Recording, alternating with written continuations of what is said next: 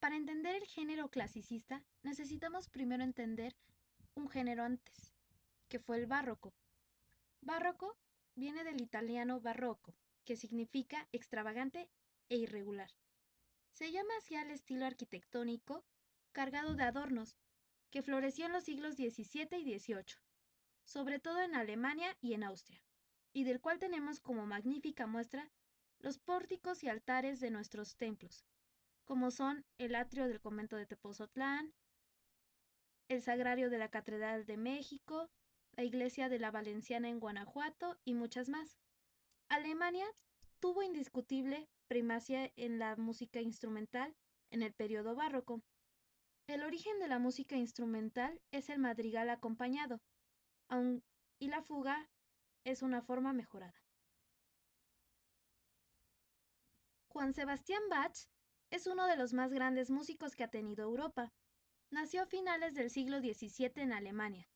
Escribió una gran cantidad de obras en todas las formas y para toda clase de instrumentos. Llevó a su más alta perfección la fuga. Murió en 1750. La fuga. Su composición consiste en el uso de la polifonía vertebrada en conjunto de varias voces o líneas instrumentales, basado en la imitación o reiteración de melodía en diferentes tonalidades y en el desarrollo estructurado de los temas expuestos. Una polifonía viene del griego potifúnica, que significa muchas voces.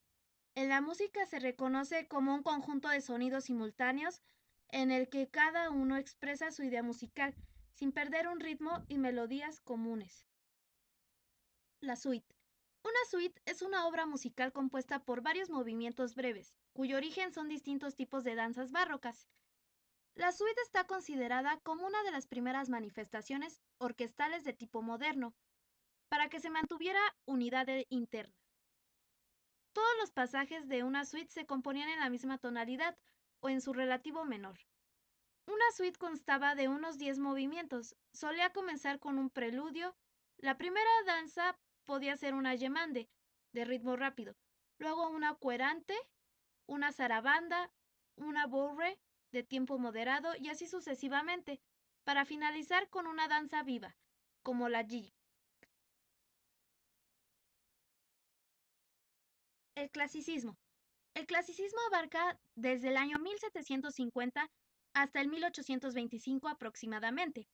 Durante el clasicismo se vuelve la mirada a los modelos grecolatinos. Al mismo tiempo, se desarrolla una corriente cultural que defiende el triunfo del pensamiento racionalista en todos los ámbitos. El siglo XVIII es el siglo de la Ilustración, un término utilizado para describir la creencia de ese siglo en el papel decisivo de la razón, para la consecuencia de la fidelidad humana mediante el completo dominio de la naturaleza, basando sus ideales en la educación y la libertad política. Ahora sí podemos hablar de lo que fue el clasicismo musical. La música del clasicismo tomó como objetivos la sencillez melódica, la proporción y la elegancia. Perdió la afinidad que hasta entonces había mantenido con la arquitectura y buscó el paralelismo con la poesía y el drama, merced a la aparición de la forma sonata y el desarrollo dramático de la misma. El clasicismo constituye el último de los periodos artísticos de la música occidental, que puede ser contemplado como un estilo cohesionado, con límites claros y un lenguaje propio e inconfundible. El clasicismo musical se divide en dos tipos, instrumental y vocal. La sonata procede de la suite y como ella está formado por varios trozos o tiempos, diferentes uno de otros por su forma. El primero de movimiento rápido, a veces precedido por una introducción lenta. El segundo de movimiento lento. El tercero, un minué, herencia de la suite. El cuarto de movimiento veloz y brillante. El primer tiempo de la sonata es el más importante y el que caracteriza esta forma.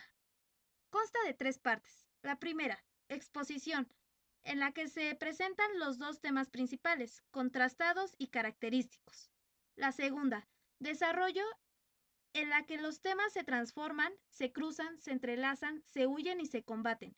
La tercera, reexposición, en la que se vuelven a presentar los dos temas principales y terminan con lo que pudiéramos llamar el triunfo de uno de ellos. La sonata propiamente dicha es para ser tocada por uno o dos instrumentos, pero los tríos, los cuartetos, los quintetos y las sinfonías tienen la misma forma de la sonata.